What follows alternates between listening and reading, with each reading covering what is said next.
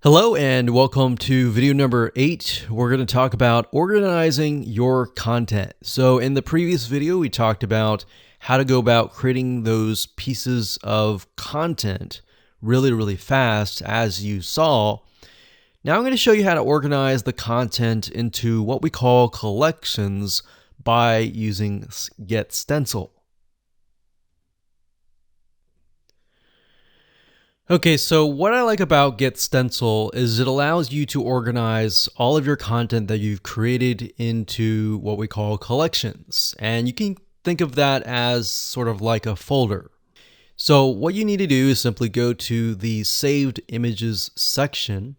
And up at the top here, you want to click this link here, click on Collections, and then of course create collection.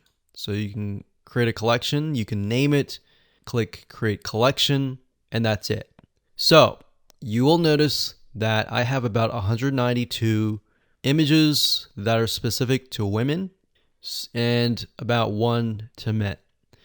Now, in order to add an image to the collection, all you have to do is highlight the image. So for example, this image is not part of a collection. So all we have to do is simply click this here, and then click collection, and then add that to that collection. So in this case, we'll select this, and it adds it straight away to this section.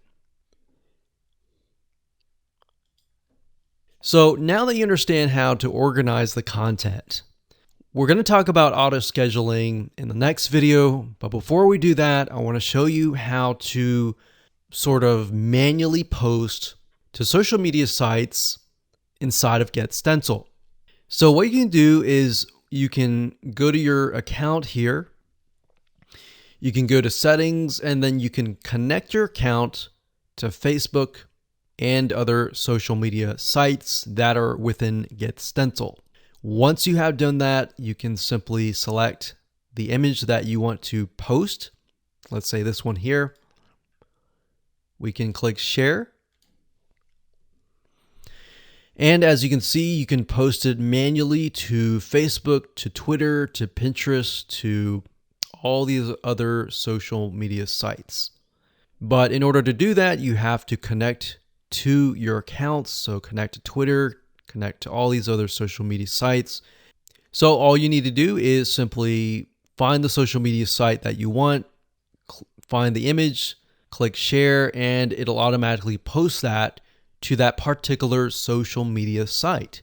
And that's it. So now that you know how to do things manually and you know how to organize things, let's talk about auto scheduling in the next video.